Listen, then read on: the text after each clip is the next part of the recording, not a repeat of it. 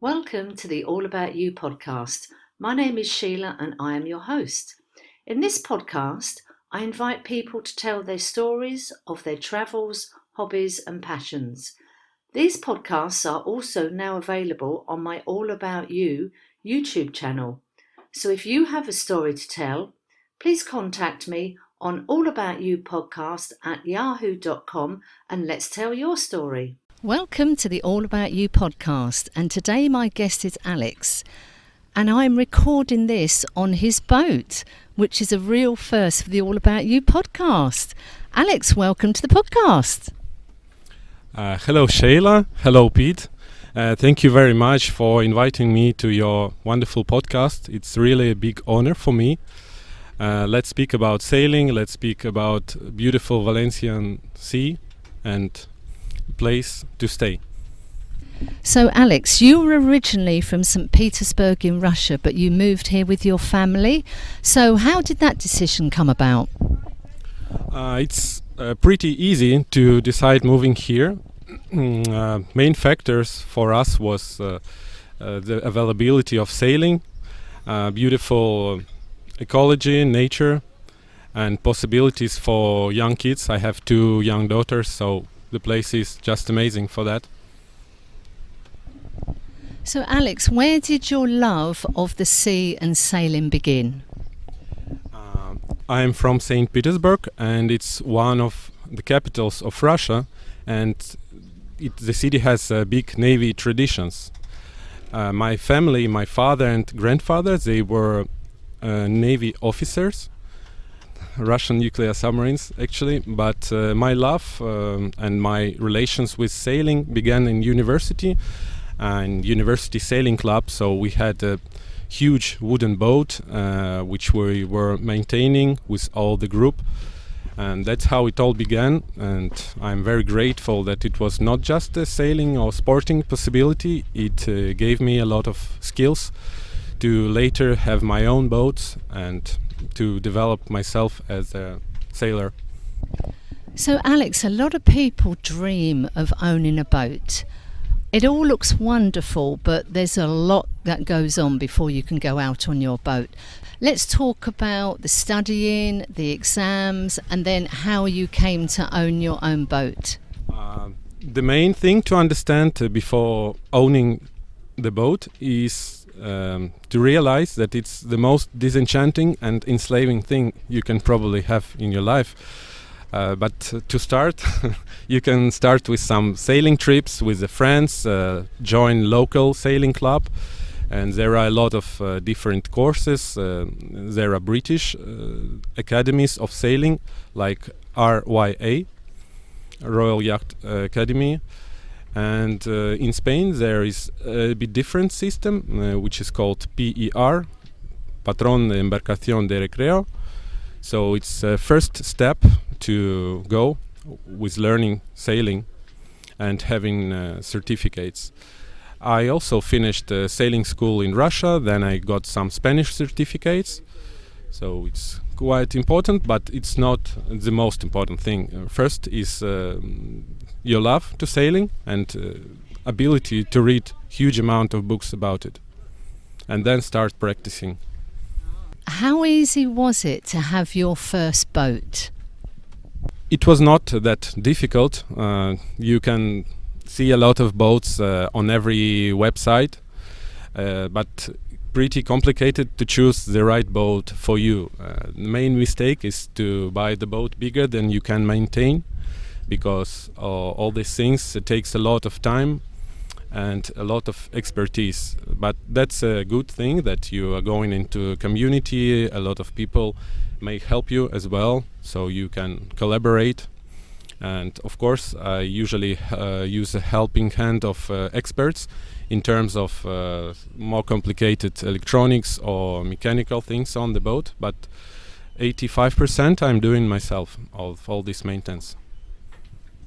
I know nothing about boats and sailing, so can you give us some of the technical information about the boat we're actually sitting on? Yeah, of course, Sheila. We are sitting on the Bermud sloop. It's a sailing boat with one mast and two sails. The front sail which is called Genoa or Jeep, the mainsail, which is one of the propellers of the boat. And the boat is Dufour, French made. It has 36 feet length. I can describe it as the smallest ocean cruiser, because if you have the smaller size, the boat will be the category B, which is coastal, and this one is category A, so no limits to the wave height, wind force or anything, but it's pretty small to maintain. You have now got a boat that is capable of going across the Atlantic. Now that just terrifies me. So can you talk about some of the experiences of you sailing across the Atlantic? Of course, I would be happy to tell about it for hours. I was super lucky to have this boat, and at some point I decided to give it a try to cross the Atlantic. It was literally half a year ago, but preparation took a little bit more than 1 year, so I prepared the boat, bought new sails, took the whole garage of spare parts with me, and we crossed Atlantic this autumn. It's the best time for doing this actually, because you are going with the trade winds.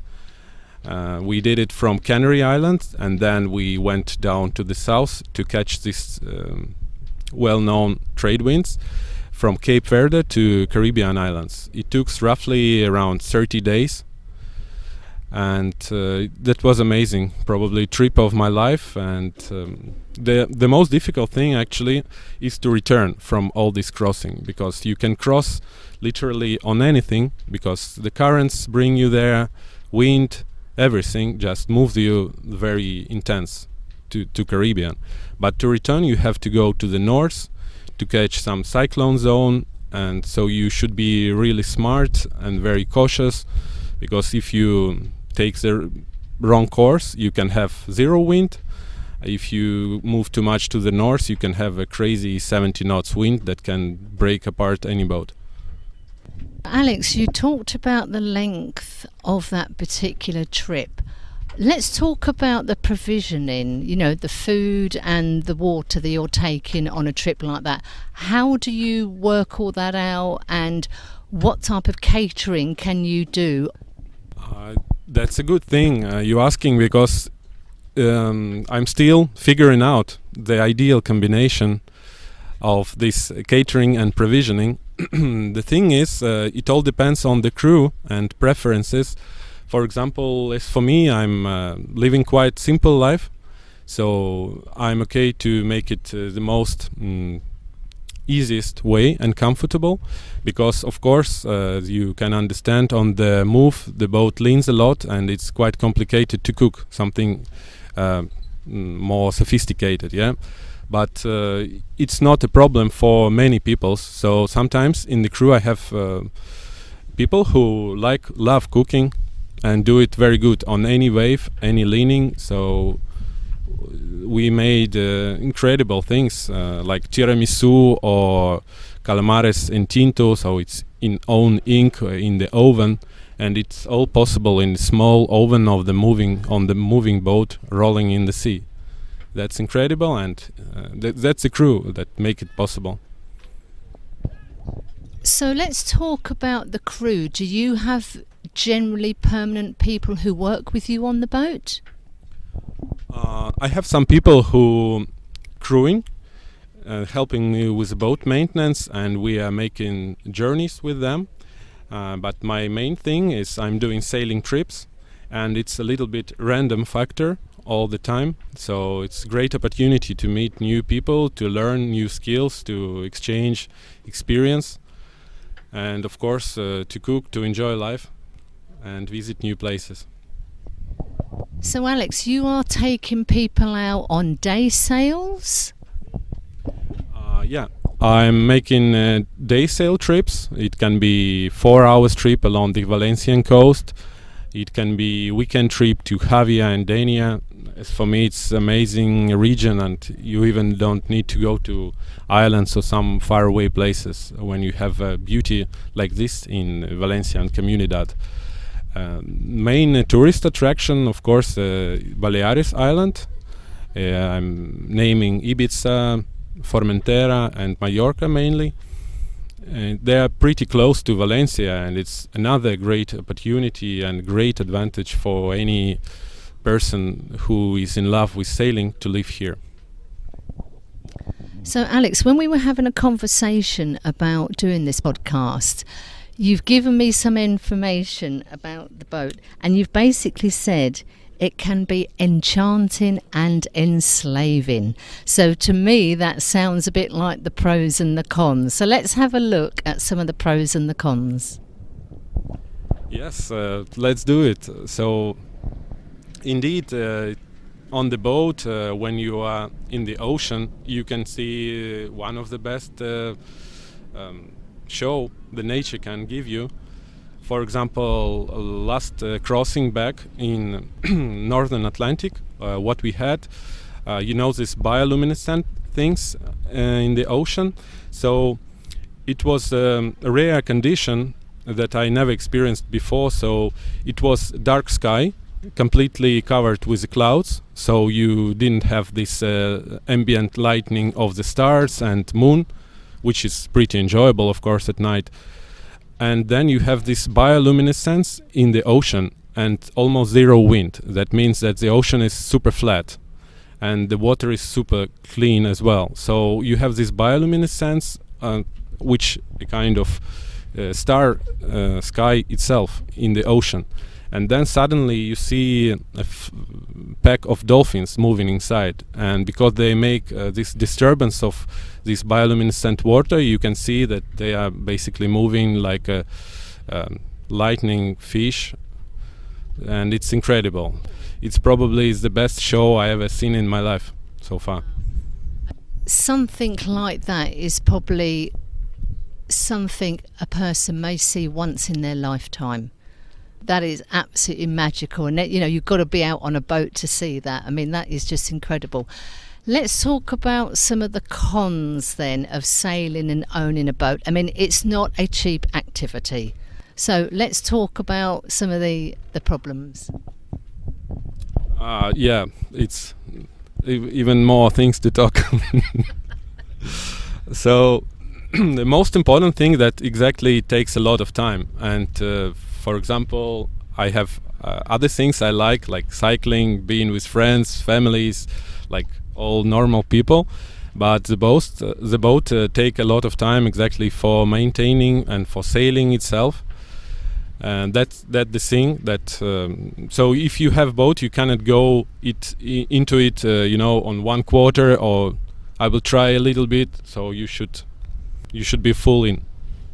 So Alex, let's talk about some of the people who hire your boat, who want to go out on a day trip. Can they stay overnight on the boat, or is it purely day trips you do? The most popular so far is day trip for 4 hours, just near Valencian coast with little bit swimming, chilling with the sunset. But I personally prefer trips for 2-3 days. Of course, people can stay on the boat. It is not super big, but it has 2 cabins, enough for 4 or 5 people, subboards, hammocks, and all the stuff necessary for it. Depending on the people, the more experienced you get, the more comfortable you are staying in this ambience of being in cramped environment of a floating boat, and the more fun you get. That's a good thing that you can learn being on the boat, and it takes some time as well. When you did your trip across the Atlantic, how many people were on the boat for that voyage? I took the maximum I could have, so we were 5 people, and big advantage of that we could share all the watches. So basically you were working outside, being on the watch, sailing for 2 hours, and then you had 8 hours of downtime, and at that time you can play chess, speak with your friends, cook, or do whatever you like. And that was quite a good thing for the trip back, especially because In that case, those 2 hours can be pretty intense when you are sitting outside, completely wet, with high seas, and it's very good to have 8 hours to warm up to prepare yourself for the next watch. That's why 5 people sounds like a good number for the crossing. People are listening to this and they're thinking, I quite fancy a day out on a boat or a couple of days sailing around the islands. How can people have a look at your boat? You've got an Instagram account? People can always call Shayla. And I have an Instagram account. It is ola.-kraken, but maybe it will be in your podcast, so people can join, check some pictures, some stories. So Alex, any other stories you'd like to tell us? What about some of the characters that you've had on board? I'm sure you've had a few that maybe think it's a great idea, then they get out there and maybe their stomach isn't quite as happy as they would like to be. Oh yeah, a lot of people and different people can be on the boat, especially for the crossing, when you meet people who you don't basically know, from different Facebook groups of sailing, of crossing. So we had quite a few contacts. A lot of people from different countries, different cultures, and with different food preferences. So you have to learn, adapt, but so far we never had any problems. But it always a little bit tricky and can have unusual results. So I have to say, Alex, sitting on the top of your boat here in the sunshine is just absolutely magical.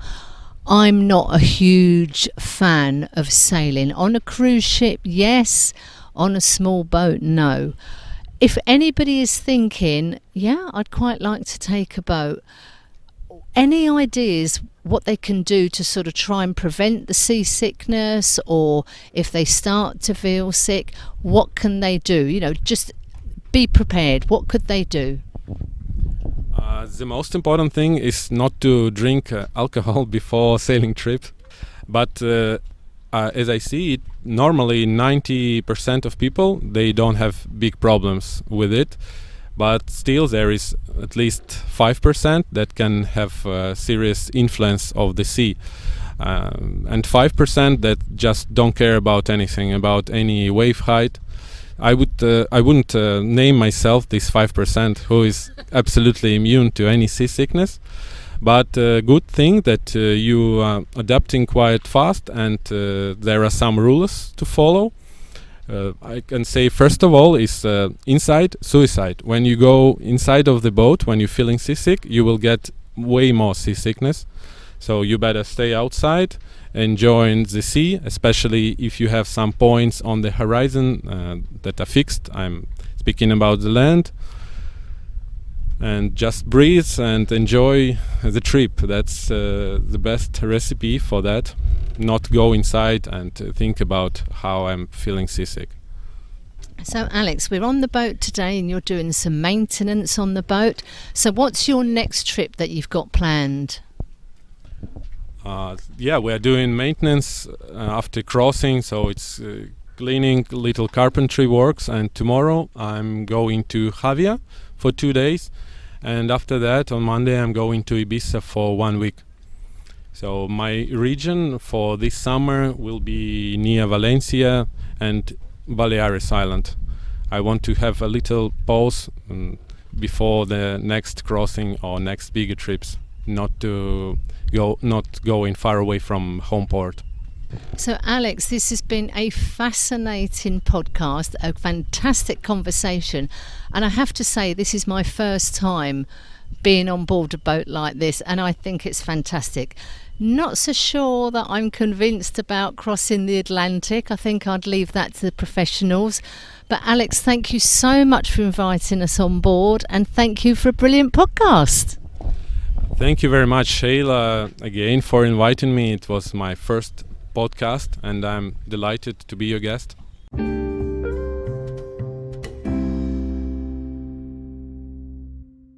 I hope you enjoyed the conversation. Please subscribe on whatever platform you are using. It is free, and if you would like to tell your story, please contact me on allaboutyoupodcast@yahoo.com and let's tell your story.